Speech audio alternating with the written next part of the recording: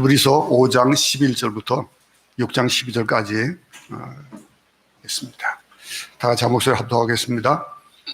멜기세덱에 관하여는 우리가 할 말이 많으나 너희가 듣는 것이 두나무로 설명하기 어려우니라.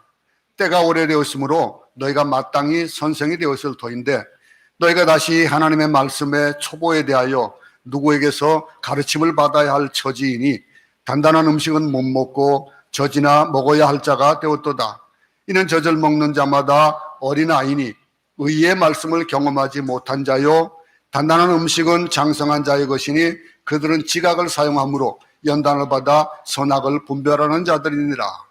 그러므로 우리가 그리스도의 도의의 초보를 버리고 죽은 행실을 회개함과 하나님께 대한 신앙과 세례들과 안수와 죽은 자 번 빛을 받고 하늘의 은사를 맛보고 성령에 참여한 바 되고 하나님의 선한 말씀과 내세의 능력을 맛보고도 타락한 자들은 다시 새롭게 하여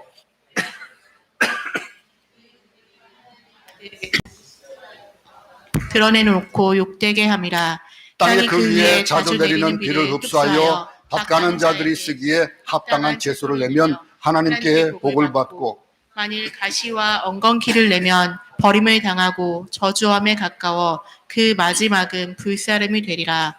사랑하는 자들아, 우리가 이같이 말하나 너에게는 이보다 더 좋은 것 곧 구원에 속한 것이 있음을 확신하노라. 하나님은 불의하지 아니하사 너희 행위와 그의 이름을 위하여 나타낸 사랑으로 이미 성도를 섬긴 것과 이제도 섬기고 있는 것을 잊어버리지 아니하시느니라. 우리가 간절히 원하는 것은 너희 각 사람이 동일한 부지런함을 나타내어 끝까지 소망의 풍성함에 이르러 게으르지 아니하고 믿음과 오래 참음으로 말미암아 약속들을 기업으로 받는 자들을 본받는 자 되게 하려는 것입니다. 아멘.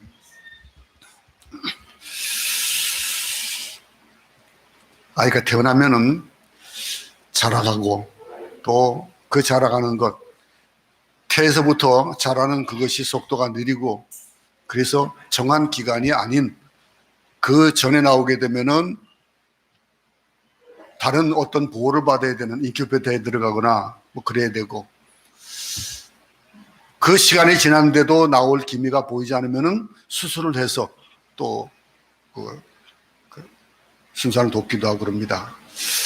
마찬가지로 태어나서도 우리가 자라가면서 그 나이가 그 나이에 걸맞지 않는 삶을 살면은 참 어떻겠습니까?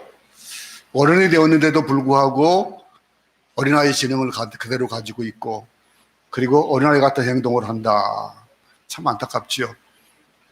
우리가 살아가다 보면은 정말 그리스도인이지만은 그리스도인다운 삶을 살지 못하는 사람들이 참 많이 있습니다. 믿음 생활을 오래 했는데도 불구하고 그 믿음이 진보하지 못하고 답습하는 것. 이 히브리 이 성도들을 보면서도 이 히브리 기자가 그 일들이 참 안타까운 게 많았던 거예요. 그 많은 것. 지금 우리도 마찬가지죠. 그럼 그리스도인들이 어떻게 살아야 될까요? 그리스도인이 마땅히 그리스도인으로서 살아가는 그 일들. 신앙생활을 하면서 어떤 사람들은 신앙생활을 오래 한 사람도 있고 어떤 사람들은 짧은 그런 사람도 있을 겁니다. 근데 신앙생활을 오래 했는데도 불구하고 아직도 젖만 먹는 신자들이 있어요. 지금도 그렇습니다. 그때나 지금이나 동일하죠. 그럼 이 단단한 음식을 먹을 수 있는 성숙한 신자도 또 있어요. 얼마 되지 않은데도 불구하고 성숙한 신앙을 가진 사람이 있는가 하면은 오래 믿었는데도 불구하고 어린아이 같은 신앙을 가지고 있는 사람들이 참 많습니다.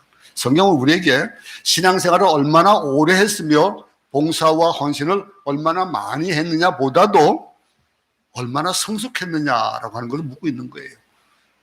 오늘 말씀이 어쩌면 아주 기본적인 말씀일 겁니다.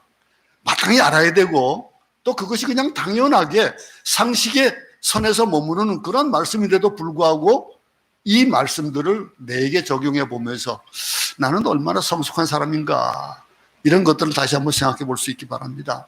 뭐 그렇게 어려운 말씀이 아니에요. 오늘 말씀은 아주 쉬운 말씀이에요. 5장 12절에서 뭐라고 했습니까?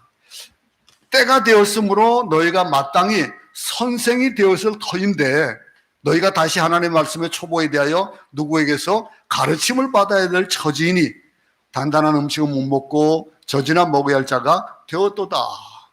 참, 이 말을 하는 이 저자가 어떤 심정이겠습니까? 참 얼마나 답답한 어린 신자라고 뭘까요? 아직도 하나님의 말씀의 초보가 무엇인지 모르는 사람, 이해하지 못하는 사람. 선교사들이 이번 이제 팬데믹이라서 여러 가지 배울 수 있는 기회가 참 많아져 가지고 온라인으로 배우는 그런 프로그램이 참 많습니다. 그 가운데서 제가 보니까 저는 이 나이에 비해서 좀 수준이 좀 높은 수준에 있더라고요. 그런데 배워나가다 보면은 아예 잘 모르는 분들, 그런 분들도 배워야 될 일들이 많으니까 이 컴퓨터에 대한 것들은 그냥 기본도 모르는 사람들이 많아가지고 잘 따라오지 못하는 거예요. 그러니까 강사가 강의를 하지 못할 정도로 그렇게 자꾸 크렘이 걸리는 거예요. 이거 이해하지 못했습니다. 어디 있습니까? 찾아야 됩니다. 뭐 이런 것들. 답답한 일이 많은 거예요. 그런데 어떤 사람들은 보면은 참 빨리 나가는 사람들도 있어요. 근데 그것이 어떤 뭐 IQ나 어떤 지식이 높아서가 아니고 그렇게 빠른 습득하는 사람들이 없잖아 있어요.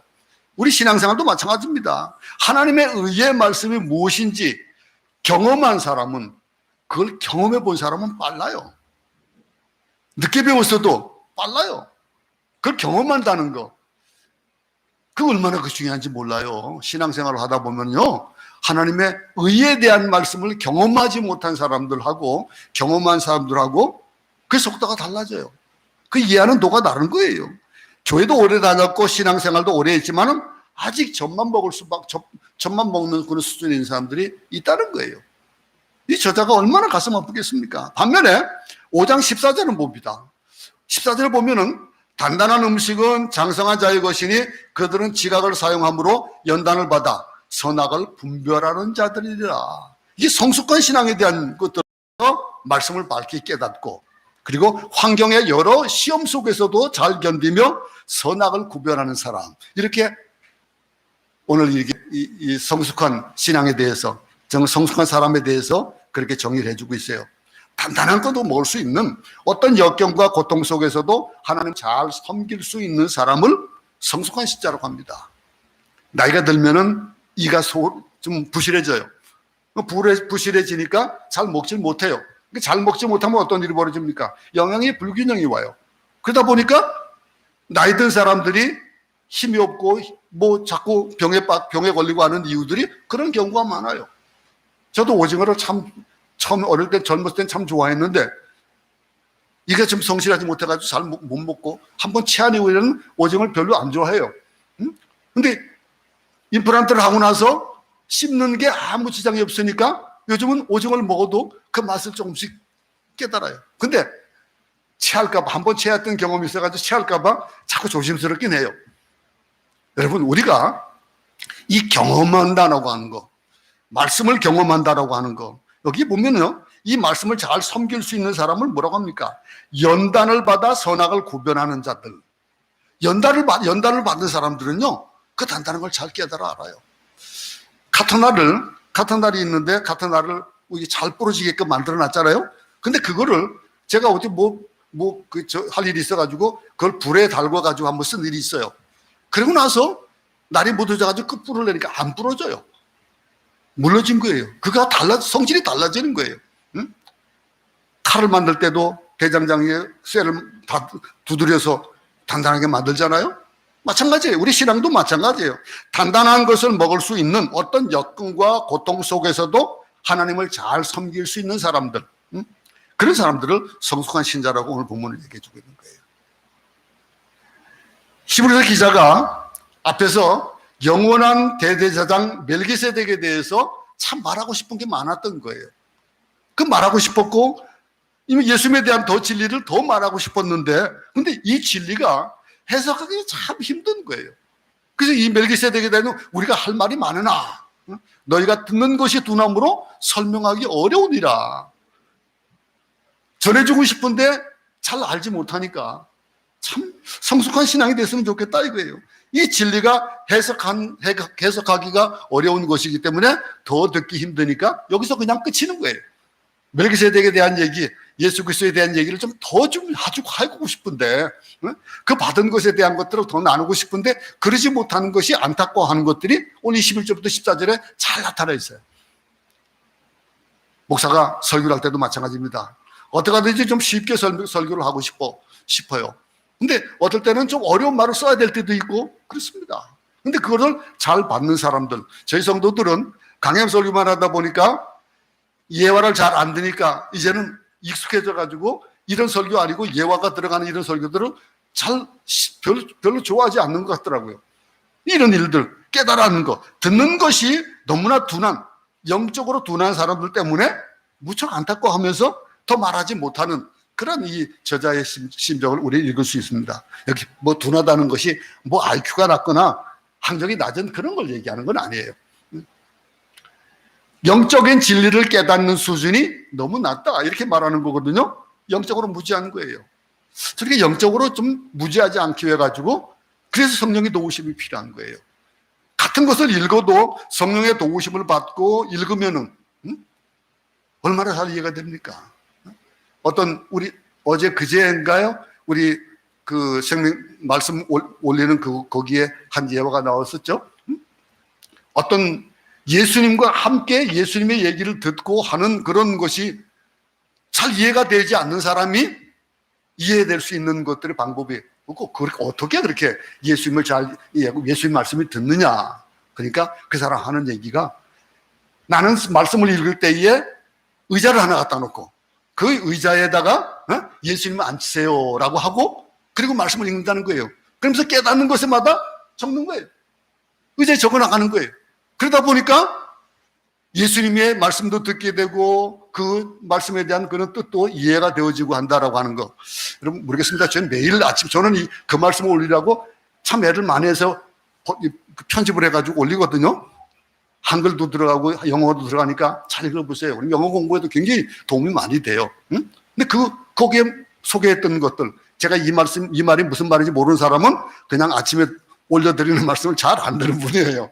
눈을 보니까 눈에 좀 그런 것이 익혀지기도 하거든요. 여러분, 깨닫는다는 거. 하나님이 내게 말씀하신다? 이 말씀을 읽는데 정말로 와닿는 말씀들. 그럼 얼마나 기분 좋아요. 그거 필요한 거예요. 영적인 깨달음과 성경 지식에 대해서 전혀 진보가 없고, 뭐 유년주일학교다 또 뭐 어떤 중고등부 시절에 배운 지식, 또 부모로부터 그냥 배운 지식에 머물러 가지고 참 어린아이처럼 떼쓰고 희죽거리고 곧잘 화를 내고 그런 사람들, 자기 뜻대로 안 되면 소리 지르는 그런 신앙을 가진 성도들이 있다는 거죠.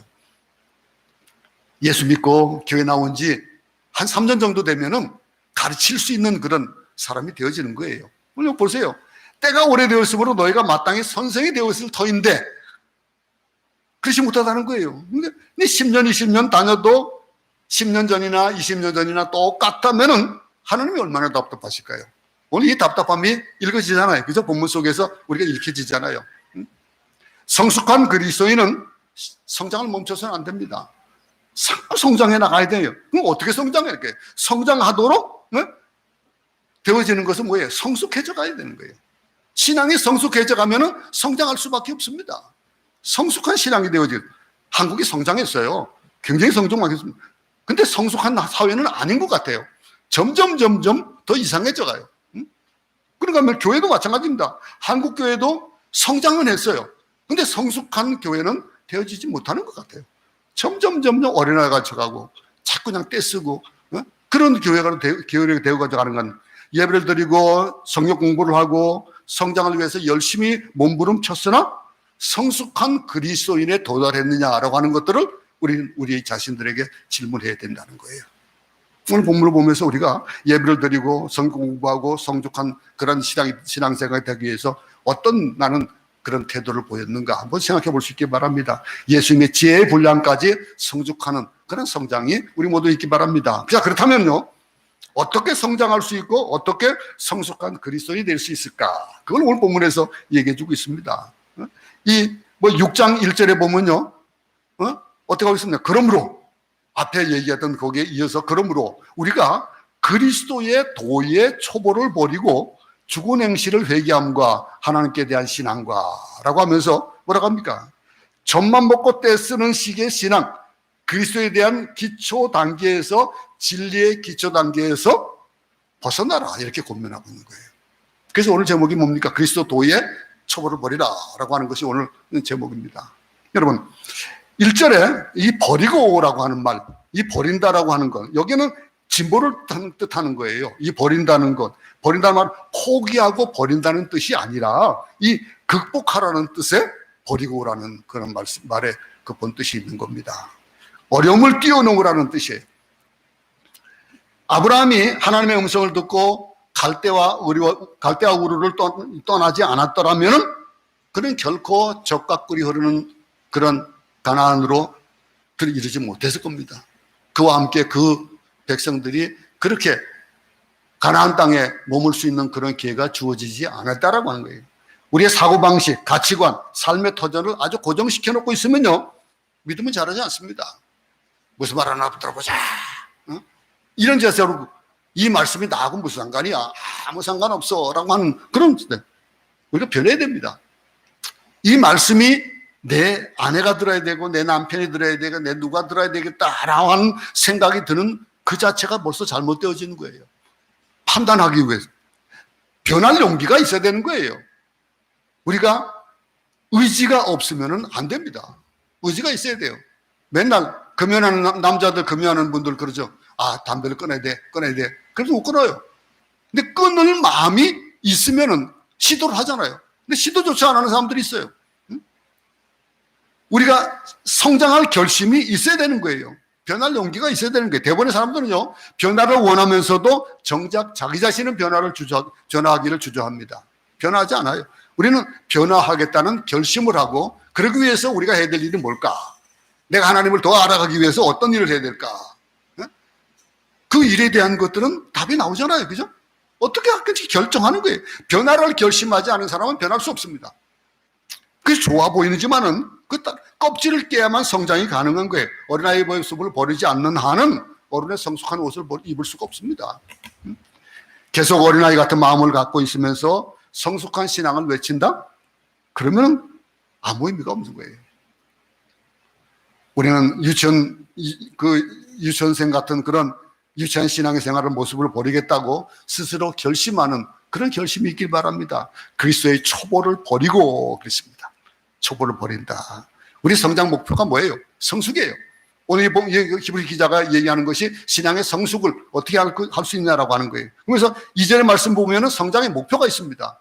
여기 보면은 세례들과 안수와 죽은 자의 부활과 영원한 심판에 관한 교훈의 틀을 다시 잡지 말고 완전한 대로 나아갈지라. 완전한 대로 나가라라고 하는 목표예요. 응? 완전한 대로 나가라는 것은 성숙한 대로 나아가라는 그런 뜻이잖아요. 잘 익은 갈곡식과 또 과일처럼 응? 언제 저렇게 신앙이 자랐을까? 목사가 볼 때 그런 있어요. 참 귀하다. 정말 저 믿음, 응? 너무 고맙다. 이렇게 자라주는 것이 고맙다. 그런데 반면에 목사가 볼 때 성도가 참 오래된데도 신앙이 저렇게 자라지 않는 거, 참 이 목사가 어떻게 하면 되냐. 기도할 수밖에 없어요. 그렇게 되어지는 거예요. 근데 이 성장에 대한 것, 성숙한 사람은요, 언제나 다른 사람들에게 유익을 줍니다. 보세요. 내가 다른 사람에게 유익을 주는 사람이냐, 해를 끼치는 사람이냐 한번 생각해 보세요. 근데 자기는 잘 몰라요. 잘 모르죠. 한번 생각해 보시기 바랍니다. 다른 사람을 괴롭히거나 상대방의 시간을 뺏거나 자기한테만 관심을 가지라고 강요하는 것은 모두 성숙하지 못한 행동입니다. 내 이기적인 것. 그래서 제가 자주 얘기하는 거, 이타적인 삶을 살자라고 하는 게 바로 그거예요. 성숙한 신앙생활 하는 사람들, 남에게 배를 주지 않고 영적인 유익을 끼치는 사람이 성숙한 사람이에요. 유익을 주되 어떤 육신적인 유익을 주는 것도 유익일 수 있겠지만은 오늘 여기서 얘기하는 것은 영적인 유익을 줄 수 있는 사람이 되어야 된다라고 하는 거죠. 저 사람이 깔아앉아 있을 때, 신앙적인 힘이 어렵게 되어졌을 때 그를 일깨워 줄 수 있는 그런 영적인 그런 그 도움을 주는 사람. 성경에서 오늘 본문에서 보면은 6가지를 뛰어넘어야 될 장벽에 대한 얘기를 하고 있어요. 6장 1절부터 보면은요, 그 6가지 신앙 성숙을 가로막고 있는 장벽을 얘기하는데, 첫 번째가 뭡니까? 1절에 보세요. 죽은 행실을 회개함과 이렇게 얘기하고 있습니다. 죽은 행실을 회개한다. 여러분, 죽은 행실 무엇을 얘기하는 걸까요? 죽은 행실은 죽음을 초래했던 나쁜 행실이고 인격을 파괴했던 행실이고 이 모든 것들, 이것이 뭘까요? 예수 믿기 전에 예수님과 상관없는 그런 삶을 살던 그때 그 행실, 그때 가지고 있던 행실. 우리는 아무리 그래도 죄성을 가지고 있는 인간들이에요. 예수를 믿고 나서도 변하지 않는 것들이 참 많아요. 예수 믿기 전에 가지고 있었던 그런 습성들, 그런 것들. 저는 좀 나쁜 그런 습성이 한 가지가 뭐냐면 게을러요. 참 게으른 거 이거 버려야 되는데. 예? 가지고 제 별명이 뭔 줄 알아? 이거 좀 이제 나중에 이제 막 여러분들에게 놀림 받겠지만은 투모로우맨이 내일 하자고. 요즘 저희 집에 이제 돕는 사람이 없으니까 집에 청소를 해야 되는데 요즘 다리가 아프니까 막 이 청소하는 게 힘들어요. 집이 좀 넓다 보니까 청소하기 힘들어가지고 여보 내일 하자. 정해진 날인데 내일 하자. 그러다 보니까 별명이 자연스럽게 투모로우맨이 돼버렸어요. 이거 빨리 벗어버려야 되는데. 여러분 이런 습성들이 있어요. 나쁜 습성들. 그것이 예수 믿는데도 방해가 되거든요. 이 예수 믿는데도 방해되는 이런 습성들, 이런 것들이 죽은 행실이에요. 이 일들 여기서 얘기하는 거게 이걸 회개하라는 거예요.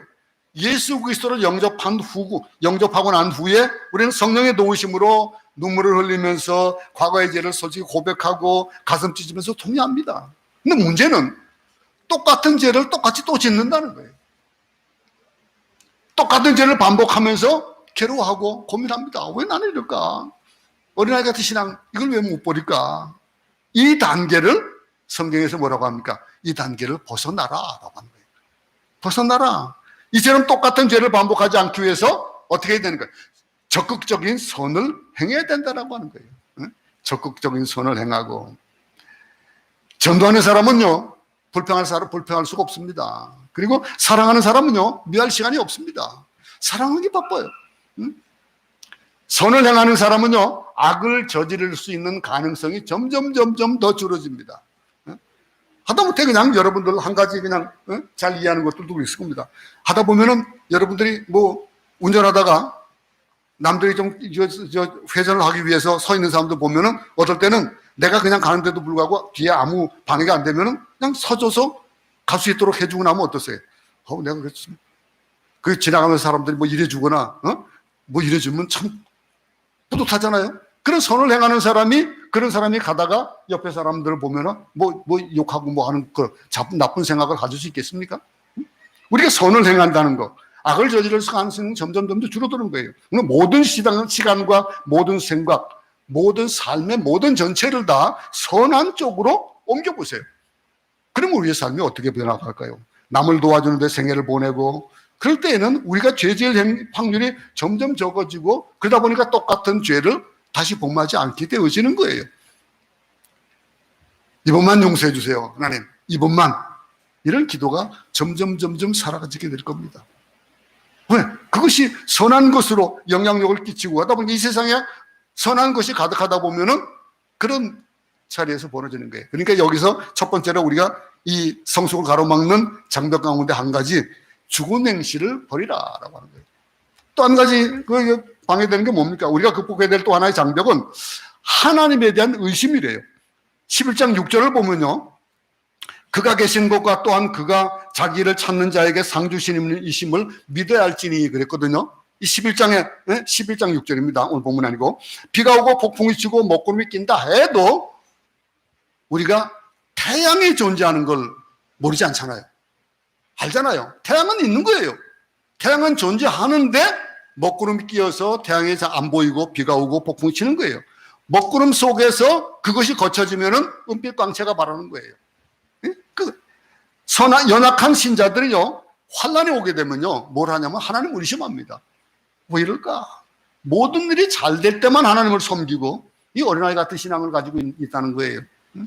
우리 마음속에 찾아오는 이 의심의 마귀, 의심하는 것들, 환경이 좋고 모든 것이 잘 되면은 하나님을 더 잘 섬기겠지만은 병에 걸리고 어려움이 있고 정말 감당할 수 없는 일이 생기면은 하나님을 의심하게 되는 거예요. 하나님 나와 함께 계십니까?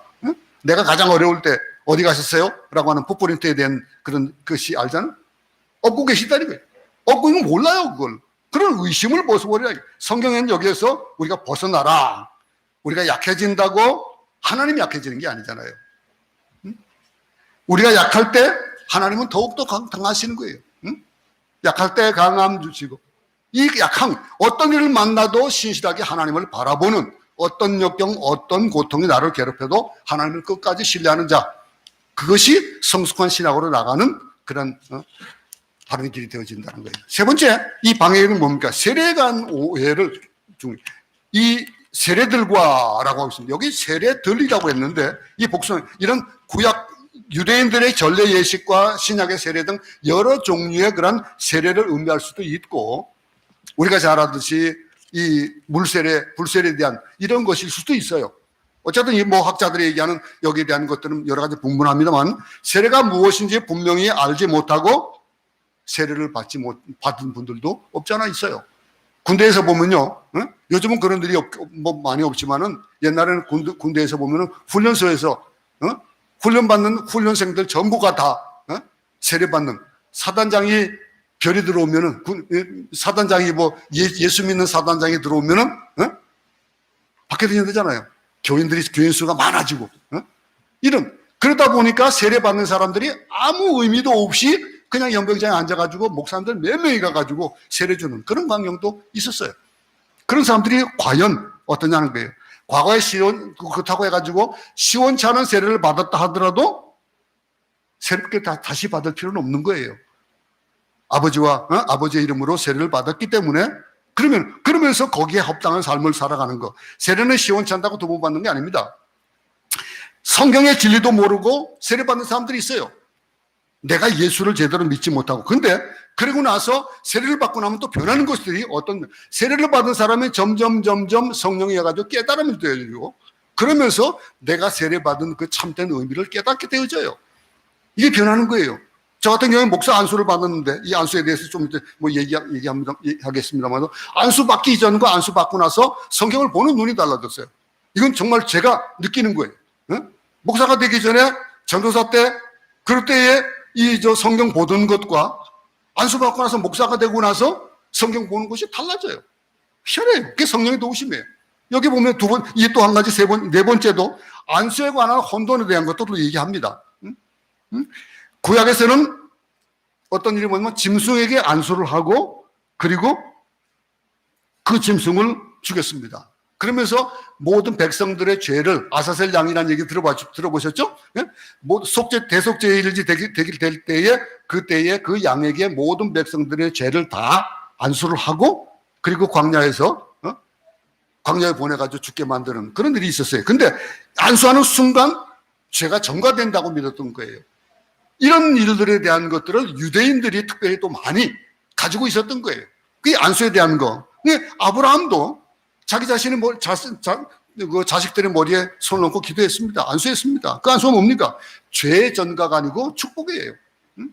이런 일들. 우리는 이 안수하면 축복에 대한 것만 생각하잖아요. 유대인들은 그것이 아니에요. 또 죄를 전가하는 부분도 있었던 거예요. 아마 그런 부분들을 얘기하지 않는가 싶기도 한데, 어쨌든 직분 받을 때도 안수를 하고 사도행전을 받으면 성령이 임할 때 안수를 합니다. 예수님 병 고칠 때도 안수가 있었고요. 이런 일들, 이런 여러 가지 안수에 대해서 더 이상 혼돈하지 말자라고 하는 그런 얘기를 해주고 있고, 이어서 이 다섯 번째는 어떤 성숙의 방해권을 얘기하냐면은 죽은 자의 부활에 대해서 불신하지 말라 이렇게 하고 있습니다. 죽은 자의 부활과 안수와 죽은 자의 부활과 라고 하는 이 말, 이 부활을 믿는 자들이 있었고 믿지 않는 자들이 있었어요. 사두개인과 바리새인들, 그들이 믿는 것과가 또 달랐던 것, 이런 것들도 부활에 대한 확신, 우리 가운데도 아마 부활에 대한 확신이 없는 분들이 있을 거예요. 천국에 대한 확신, 거기에 대한 진리에 대한 것들을 건드리지 말라 이거예요. 분명히 예수를 믿고 나면 부활이 있다 이거예요. 부활이 있고 그 부활에 의해서 너희들은 하늘의 영광을 볼 것이다 라고 하는 것, 이런 것들을 다시 한번 얘기하면서 불안해지지 말라는 거예요. 불안해지지 말고 죽은 자의 부활은 분명히 있다, 이 문제에 대해서 의문을 갖지 말라라고 하면서 이 신앙 성숙을 방해하는 요건들을 얘기하고, 여섯 번째는 또 한 가지는 뭘 얘기하고 있습니까? 영원한 심판에 관한 교훈이었습니다. 이 영원한 심판에 대한 의심을 뛰어넘어야 된다. 이거 부활에 대한 의심을 하다 보니까 영원한 심판에 대한 것들도 다시 한번 생각해 보게 되는 거예요. 그걸 얘기하는 겁니다. 심판에 대한 확실한 진리를 믿으라라고 하는 거죠. 사람이 한 번 죽으면 어떡한다? 죽는 것은 한 번이지만은 정한 이치지만은 뭐가 있다고요? 죽은 후에 심판이 있다 그랬습니다. 그 심판에 대한 거, 한 번 죽는 것은 사람에게 정하신 일이요, 그 후에는 심판이 있다. 천국에 있지만 동시에 지옥도 있다는 사실이에요. 요즘 교회에서 지옥에 대한 설교를 잘 안 합니다. 현대인들은 지옥에 대한 설교를 하면은, 목사님 그거 하지 마세요. 그 설교 더 하지 마세요. 설교, 그 지옥에 관한 설교하면요 참 재수없어요. 이런 사람들도 있어요. 응? 저희 이제 공부할 때 되면은 그런 일이 많았는데, 전도할 때 보면은 예수천당 천국 예수천당 불신지옥 이런 얘기 하잖아요. 그것을 싫어가지고 예수 안 믿는 사람들도 있다는 거예요. 이런 얘기. 지옥이 뭐게 찔리기 때문에 그래요. 그 싫어하는 이유가 그거예요. 많은 목사님들이 설교할 때 지옥에 대한 설교 잘 안 합니다. 교인들이 싫어하니까 그래요. 싫어하는 것. 근데 지옥은 분명히 있습니다. 사람은요, 죽는 얘기하는 거 좋아하지 않아요. 죽는다는 거. 모두 다 지옥에 갈 것 같아가지고 지옥에 대한 설교라는 걸 싫어하는 거예요. 근데 이 잠재불안 때문에 지옥에 대한 거. 근데 이것을 오늘 이 히브리서 기자는 있다라는 거예요. 지옥이 있다. 천국이 있고 지옥이 있다. 부활이 있고 그 부활 이후에 심판이 있다라고 하는 거. 이런 것들이 6가지에, 물론 이제 6가지로 한정된 건 아닙니다만서도 우리의 신앙 성숙을 가로막는 여러 가지 요건들이 있다라고 하는 것들을 오늘 설명해 주고 있는 거예요. 그러면서, 그리고 나서 그것으로 끝이 아니고 3절에 보면요, 하나님께서 허락하시면 우리가 이것을 하리라 그랬는데, 여기 뭡니까?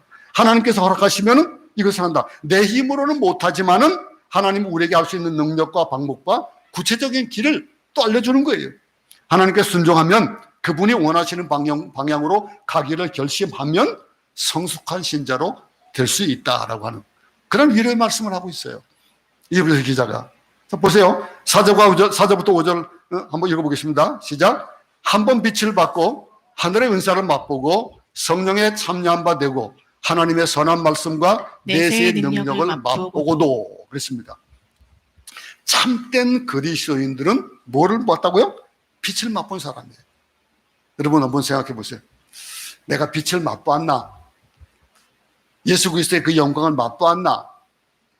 내가 그 회개하고 주님이 용서해 주시는 그 사죄의 은총을 내가 맛보았냐라고 하는 거, 그런 걸 생각해 보시면 아마 이해가 잘 될 겁니다. 태초에 빛이셨습니다. 예수님 빛이셨고 지금 믿는 자들에게 성령의 빛과 하나님의 영광의 빛을 보여주셨다 했습니다. 참된 그리스도인은 하늘의 은사를 맛보는 사람이다. 하늘에서 주시는 평안과 기쁨과 자유를 맛볼 수 있다는 거예요. 여러분들은 말씀을 읽으면서 또는 기도 가운데 또는 설교 가운데서 정말로 은혜 받고 그 평강이 넘치는 그런 일들을 경험해 봤을 겁니다. 그 경험한 자들, 수고하고 무거운 죄짐, 모든 죄짐과 죄의식을 벗어버리는 그 맛을 본 사람들, 홀가분한 것을 느껴본 사람, 성령의 능력으로 하늘의 은사를 체험할 수 있다라고 하는 것, 이게 성숙한 신자들이 가지고 있는 것들인데 여러분들 어떻습니까? 오늘 그뿐 아니라 참된 그리스도인은 하나님의 선한 말씀과 내세의 능력을 맛본 사람, 이렇게 4절에 얘기하고 있습니다. 하늘의 은사를 맛보고 성령에 참여한 바 되고. 참 얼마나, 이 내세의 능력 맛본다는 말 참 재미있는 말입니다. 이 내세의 능력, 이 내세가 뭡니까? 우리 죽음 이후의 세상을 얘기하는 거 아니겠어요? 그 내세의 능력을 맛보았다라고 하는 거, 그건 뭐예요? 이 말은 바로 오늘 내가 살고 있는 현실 속에서 천국을 맛봤다라고 하는 거예요. 어떻습니까, 여러분? 천국을 맛본 사람들입니까? 여러분들은 어떻습니까? 한번 궁금해하면 생각해 볼 수 있기 바랍니다. 내가 성숙한 신앙이 되어지나? 우리는 아예 천국에 가지 않았습니다. 그러나 지금 내가 있는 곳이 천국이다라고 하는 거. 내세의 능력을 바로 오늘 현실에서 경험하는 사람, 그들이 바로 그리스도인입니다. 여러분 참된 그리스도인이 되시기 바랍니다. 6장 근데 6절을 보면요, 굉장히 아주 무서운 경고가 나오기 시작합니다. 그런 경험을 하고 나서도 타락한 사람들은 다시 새롭게 하여 회개할 수 없다. 이렇게 아주 경고의 말씀을 하고 있어요. 6절 보겠습니다. 6절 한번 읽어보겠습니다. 시작. 타락한 자들은 다시 새롭게 하여 회개하게 할 수 없나니 이는 그들이 하나님의 아들을 다시 십자가에 못 박아 드러내놓고 욕되게 함이라. 이 성경 구절은 난해한 구절 중에 하나입니다. 이 여러 가지 뜻으로 해석되고 또 많은 주경학자들이 참 많이 고민하는 그런 구절이에요. 우리가 받아들이기 쉽게 설명하자면은 성령을 회방하는 사람들, 성령을 회방하는 죄를 짓는 사람들, 그런 사람들은 죄 사함을 받지 못한다 그랬잖아요. 그렇게 이해하면 될 겁니다. 이 말씀을 이해하기 위해서 당시의 시대적인 그런 상황을 돌아봐야 되는데, 당시 네로는요 굉장히 무서운 박해를 했잖아요.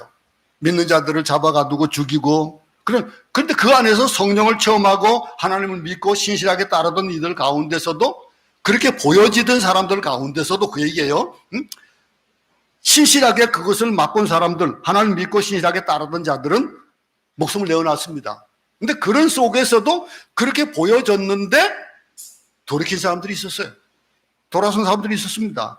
무서운 박해와 잘못된 이단들에 빠져가지고 비참한 최후를 맞이하는 사람들, 겉으로는 그곳에서 벗어났지만, 그 위험에서 벗어났지만은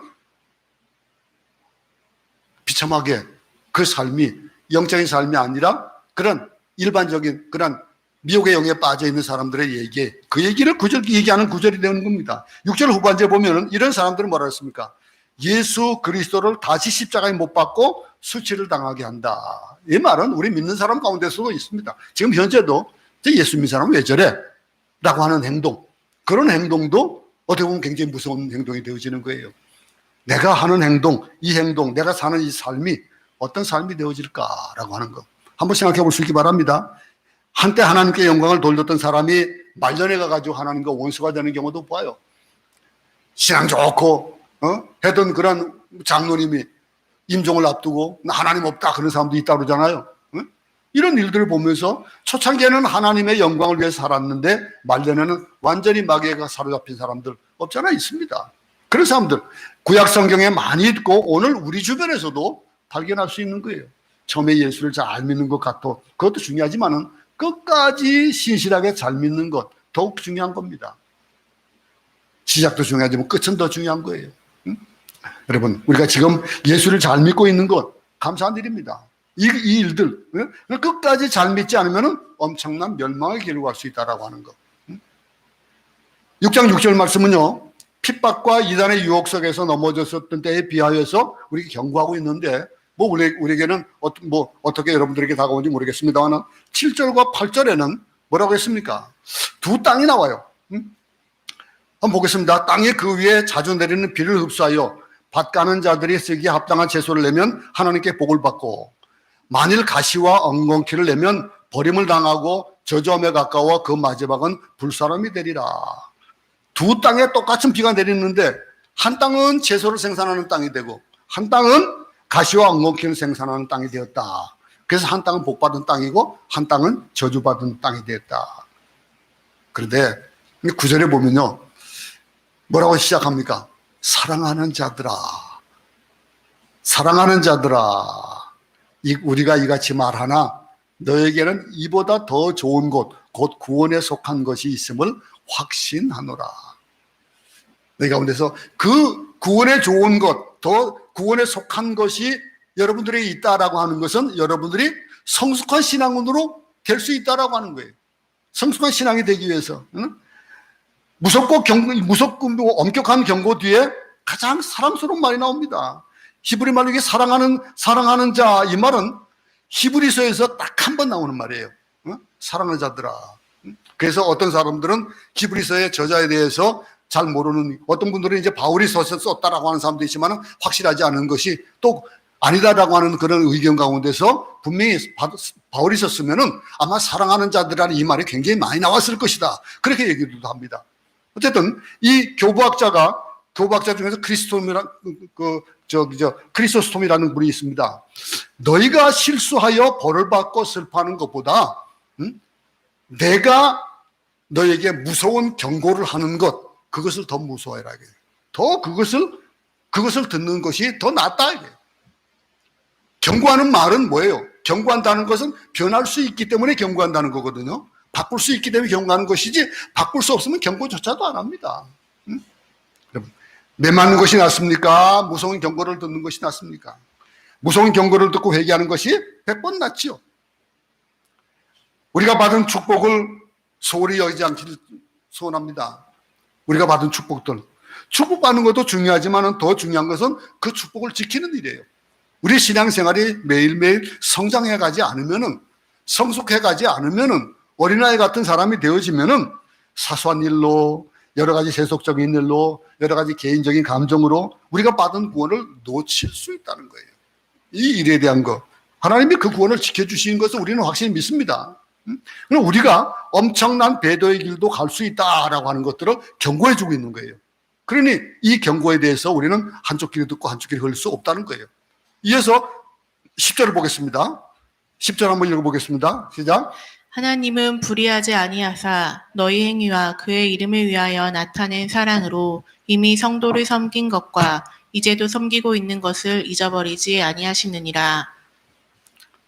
자, 하나님은 불의하지 아니하사, 불의하지 않다, 이렇게 하나님 말씀하십니다. 우리를 심판하실 때 언제나 정확하게 심판하시는 분이다 라고 하는 거, 공의 하나님 우리 잘 알죠? 그죠? 근데 가끔 하나님은 너무하신다 할 정도로 좀 봐주시지라고 하는 거, 하나님이 내 사정 아실까? 하나님의 판단이 흐려지신 것 아닌가? 라고 하는 그런 정도. 하나님 사랑하는 자인데 아버지라고 부르는 그 자녀가 이런 어려움을 당하고 있는데 하나님 좀 봐주시지, 있을 수 있는 거예요. 인간적인 생각으로 할 수 있는 거예요. 근데 하나님이 내 사정을 모르는 것 같고, 하나님은 어떻게 부자만 좋아하시는 것 같아. 하나님 권력 있는 사람을 좋아하는 것 같아. 하나님은 과연 역사를 주관하실까? 이런 의심을 가지는 사람들이 없잖아 있다는 거예요. 이렇게 세상의 험한 것을 보면서도 하나님은 왜 그냥 두시고 계실까? 하나님은 언제나 불의하지 않다는 것, 불의하지 않으시다는 것, 하나님은 공의로운 분이라는 것을 우리는 잊지 않기 바랍니다. 단 한 번도 불의가 없었으며 잘못된 판단이 없었다. 이거 불의하지 아니하사 너희 행위와 그의 이름을 위하여 나타낸 사랑으로 이미 성도를 섬긴 것과 이제도 섬기고 있는 것을 잊어버리지 아니하시느니라. 하나님, 우리가 우리의 행위와 또 사랑으로 형제를 섬기는 것, 그 누구보다도 잘 알고 계시다라고 하는 것, 그걸 다시 한번 되새겨 주는 거예요. 그러면서 우리에게 이런 사랑의 권면을 하고 있습니다. 성장하라. 어린아이의 신앙에서 탈피하가. 무서운 배도길에 떨어지지 말라. 하나님이 주신 축복의 잔을 마시고 축복의 길을 계속 가라. 이렇게 오늘 본문을 권면해주고 있는 겁니다. 여러분, 오늘 이 본문에 두 가지 결론이 나오는데 그 결론이 뭡니까? 11절과 12절 말씀이 오늘 본문의 결론입니다. 첫 번째 결론 11절 읽어보겠습니다. 시작. 우리가 간절히 원하는 것은 너희 각 사람이 동일한 부지런히 나타내며 끝까지 소망의 풍성함이 이르러. 그랬습니다. 이 세번역 성경에서는 뭐라고 번역했냐면요, 여러분 각 사람은 같은 열성을 끝까지 나타내서 소망을 이루시기 바랍니다. 이렇게 번역을 해놨어요. 열심을 가지고 부지런히 소망에 대한 확신을 끝까지 간직하라. 소망의 풍성함에 이르는 것, 이게 우리의 결론이에요. 첫 번째 결론입니다. 도중에 포기하지 않는 그것, 하나님의 영광의 풍성함에 들어설 때까지, 그 일이 있을 때까지는 계속해서 우리는 연단을 성숙해지는 그 길에 자로도 그로도 치우지 말라라고 하는 거예요. 그 지혜와 장성한 분량에 미치기까지 이 복음 행진, 믿음의 행진을 계속해야 된다라고 하는 것이 첫 번째 오늘 본문의 결론입니다. 두 번째 결론이 12절 말씀이에요. 12절 보겠습니다. 게으르지 아니하고 믿음과 오래 참으로 말미암아 약속들을 기업으로 받는 자들은 본받는 자 되게 하려는 것이다. 게으르지 아니하고, 이 게으르지 않다는 것이 뭘까요? 믿음에 부지런하라는 거예요. 믿음과 오래 참으로 말미암아 약속들을 기업으로 받는 자들을 본받는 자 되게 하려는 것이다. 이 어려움에 대한 것들, 힘든 것, 이 게으르지 않고 믿음과 인내로 약속된 것을 받는 그런 이 일에 우리는 본받자 이거죠. 우리의 믿음의 행진은 나 혼자 걸어가는 것이 아니라는 거예요. 우리 신앙생활이 그래요. 우리 공동체가 그래요. 내가 홀로 개척해 나가는 것이 아닙니다. 우리는 우리의 믿음의 선배들이 벌써 걸어가셨어요. 그 걸어가신 믿음의 본들을 우리는 봐요. 초대교회 신자들의 그 신앙도 보게 되고, 교회사를 보면 얼마나 많은 그런 믿음의 선조들이 있습니까? 우리 한국 교회사를 봐도 우리 한국에 온 선교사들의 그 헌신과 노력들로 인해서 우리가 지금 이 신앙을 가지고 있는 것, 이런 것들을 보는 거예요. 우리의 믿음의 선배들이 갔던 것. 그래서 앞으로도 12장 가게 되면은 히브리서 12장은 허다한 구름처럼 둘러싸고 있는 믿음의 선배들을 바라보라, 이렇게 얘기를 하고 있는 거예요. 여러분, 험한 인생의 항로 끝에 항구에 도달한 배처럼 믿음에 승리한 사람들, 그들을 바라보라 권면하고 있습니다. 오늘 우리 본문에서 우리가 잊지 말아야 될 것, 우리는 어떻게 살아야 된다고요? 어린아이 같은 그런 믿음의 그리스도 도의 촉구에서 머물러 있지 말라 이거예요. 성장하라. 근데 성장해 가면서 우리가 겪는 여러 가지 이익이 있는데 그 성장을 방해하는 요건들이 쭉 있다 이거죠. 그러나 그런 속에서 마지막 결론은 뭡니까? 우리가 간절히 원하는 너희 각 사람이 동일한 부지런히 나타내어 끝까지 소망의 풍성함에 이르러 게으르지 아니하고 믿음과 오래 참으로 말미암아 약속들을 기업으로 받은 자들, 그 본받는 자 되게 하려는 것이다, 이렇게 얘기를 해주고 있습니다.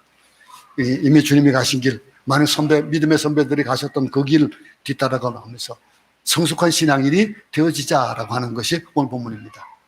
우리가 날마다 삶을 살아가지만은 그 삶이, 그 그림자가 어떻게 그려지느냐에 따른 것은 우리의 가는 길에 따라 달라지는 거예요. 우리가 어떤 길을 걸어가냐에 따라서 우리의 풋브리트는 달라지는 겁니다.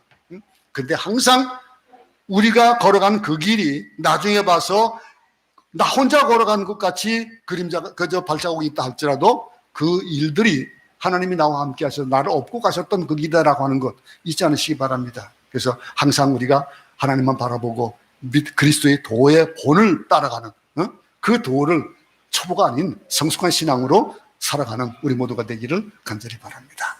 하나님 아버지, 그리스도의 도의 그 온전함을 우리가 따라가는 그런 일에 있어서 부지런하게 하여 주시고 신앙의 정진이 있도록 하여 주셔서 우리가 우리 신앙을 가로막는 여러 가지의 조건들이 많이 있겠지만은 그것을 다 이기고 믿음의 선조들을 따라가는 그런 믿음의 행보를 보일 수 있도록 도와주시옵소서. 우리가 탈북할 때가 되었다는 것, 죽음에서 부활로 승리하신 예수를 바라보면서 옛 생활에서 벗어나 새 생활로 변화되는 우리 모두가 되도록 도우시옵소서. 예수님 이름으로 기도드렸습니다. 아멘.